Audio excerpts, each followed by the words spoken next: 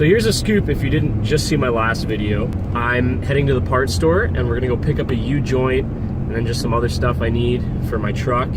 And I'm hoping to be able to fix that today. However, there's 3 bolts that I have to remove in order to get to that part. And there's a good chance that I might destroy them taking it off because it's an old truck and they're really rusty. But those are special bolts that you can only order from the Dodge dealership. And they're $50 a bolt. I called the dealership, they don't have them in stock in the city. So if I want them, I can't have them today. Got the part, that's good, it's $42. So 1 bolt is more than the part I'm changing. Just gotta pick up some other stuff. I got a propane tank, gotta refill the propane to get more heat in the garage because it ran out, so. Got propane now. My tank was actually expired, so I bought the refill. I had to return the refill, and then I had to go buy another tank from another store. So that ate up some time. Got the Dodge in the garage, and gonna lift it up. So you'll notice I didn't crack the nuts loose before lifting it this time, and that's because I'm using this. It's an impact gun. If you use this, you don't necessarily have to crack it before you take it off the ground. See how much quicker that is? Fantastic. Behind the hub here, these are the bolts that we need to remove. There's one there, there's one there, and then there's one on the other side that you can't see right now. Sorry, the camera just cut out on me. This bottom one, I was able to get loose with the impact gun.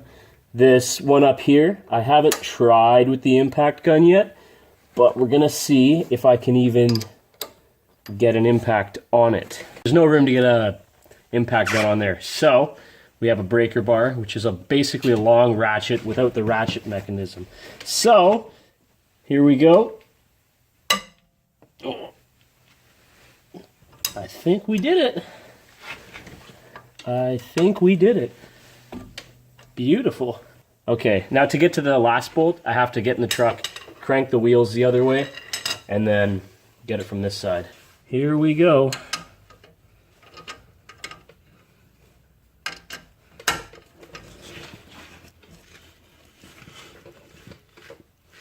Oh yeah.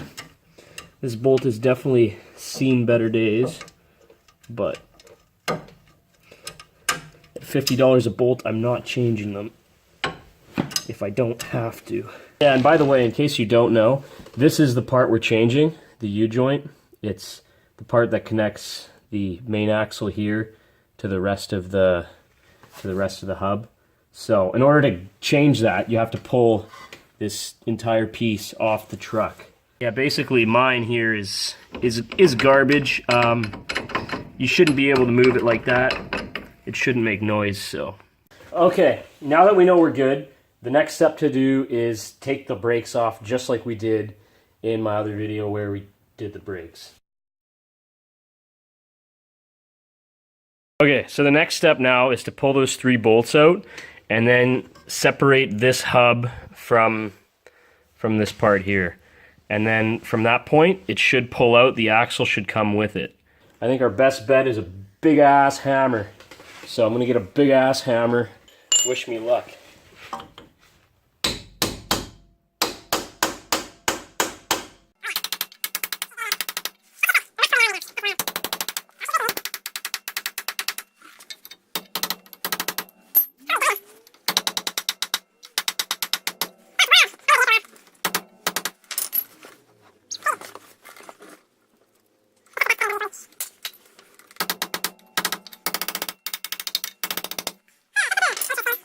All right, we're here with Mike now. Yeah, Mike's my buddy. It's garage buddy.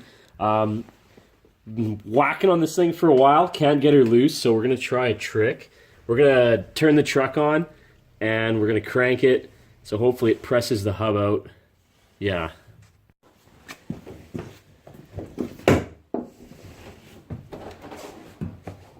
Watch my fingers, eh, bud? Keep going. Keep her going. Keep going.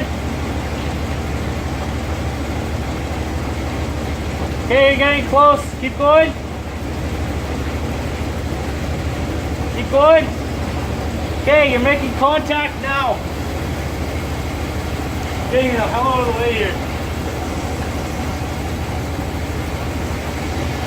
I don't know.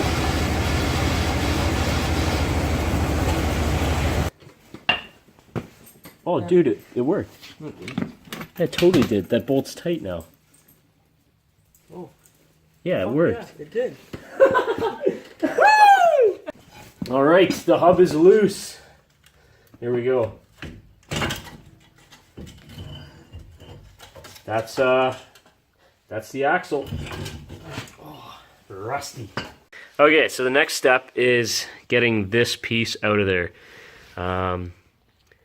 Yeah, we're gonna try it, but we're probably not gonna do it the right way. We're gonna just cut the crap out of it until it's loose. All right, so this thing's pretty dinkered. What happened was it was quite twanked. So what I did is I took a zip cut and I just cut one side, and now I'm just gonna pound it through. All right, we got the U-joint apart. It was a really big nightmare. We had to zip cut it in half, but we got reinforcements now. We got. I wouldn't really call him a reinforcement. He just sits on a wheelchair and does nothing all day. But you know, That's Hunter over there. Welcome to YouTube. Welcome YouTube. Take the rasp off. We can get the caps in there. There we go. That's good. You don't want too much gone. You gotta make sure you're not getting the hole, just the raspy part. Just the edges are a little bit mushroomed there, so.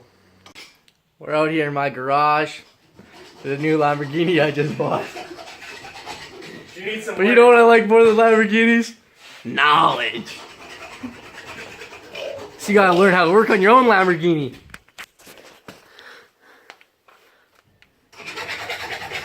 This is called a spring.